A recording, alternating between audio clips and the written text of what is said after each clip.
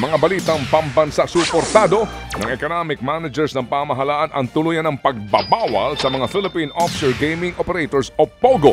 Ayon po sa Finance Department, kahit naaabot ng 166 billion pesos ang kita ng bansa mula sa mga POGO, aabot naman sa higit na 265 billion pesos ang nawawalang investment dahil sa masamang reputasyon na nakukuha ng bansa ng dahil sa POGO.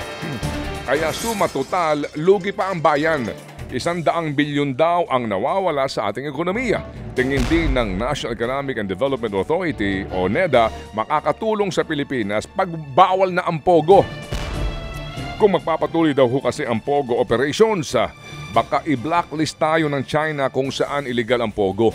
Ayon kay Senate Committee on Ways and Means Chairman Sherwin Gatchalian, dapat nang tratuhing banta sa seguridad ng bansa ang mga POGO. Hawak na raw ngayon kasi ng mga sindikato ang ilang POGO hub. Pati nga seguridad ni Gatchalian umano ay pinagbabantaan na.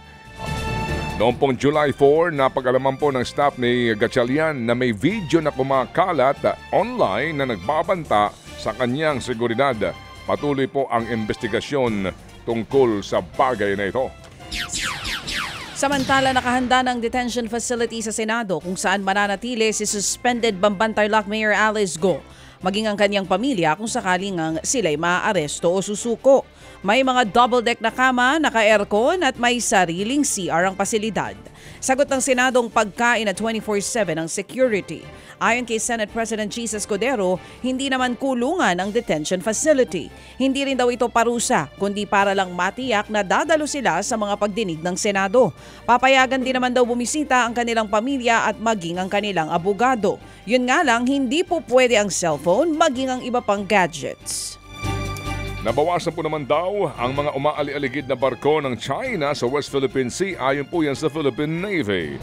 Ayon sa Philippine Navy, noong pong July 9 hanggang July 15, 104 na mga Chinese vessels ang namataan na lamang diyan po na naglalayag sa West Philippine Sea.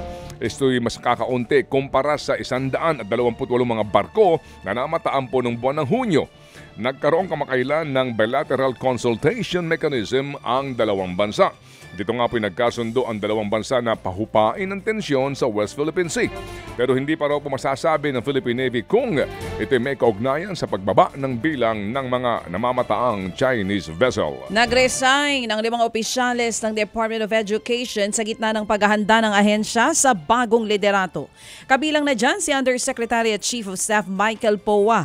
Ayon kay Poa, ito ay para bigyan ng kalayaan ng bagong DepEd Secretary na mamili ng kanyang mga tauhan. Bukod kay Poa, nag-resign din ang 2 Philippine Army General na itinalaga ni dating DepEd Secretary Sara Duterte. Iaanunsyo naman daw ni Angara sa mga susunod na araw ang mga napili niyang opisyal. Opo, ano ho yan? Wala hong problema yan kasi yan po ay courtesy resignation. Co-terminus kasi. Kung dala ko yung mga taong ito, pag-resign ko, kasama din sila. Opo, at meron diyang designated OIC. Tama. Kapag meron pang umalis, merong designated OIC. Okay. Ganun yun, tama. Sa ilang pang tampok na balita, sa lagay po ng panahon, patuloy po nagpapaulan ang low pressure area sa ilang bahagi po ng bansa. Huling namataan ang LPA sa layong 200 kilometro, hilagang silangan po ng Surigao City, Surigao del Norte. At dahil sa LPA, makakaranas mo naman ng maulap na kalangitan na may mga pag-ulan ang Bicol Region, Eastern Visayas, Northern Mindanao, Caraga Region, Davao Region, maging ang Isabela, Aurora, Quezon, Marinduque, Romblon. Habagat naman ang magpapaulan sa lalabing bahagi po ng Mimaropa, Kabisayaan at Mindanao. Bagya rin po magiging maulap na may mga pulupulong pag-ulan sa Metro Manila at Calabarzon. Ted Filon at DJ Chacha ngayon nasa Radyo 5 92.3 News FM Monday to Friday 6 to 10 a.m.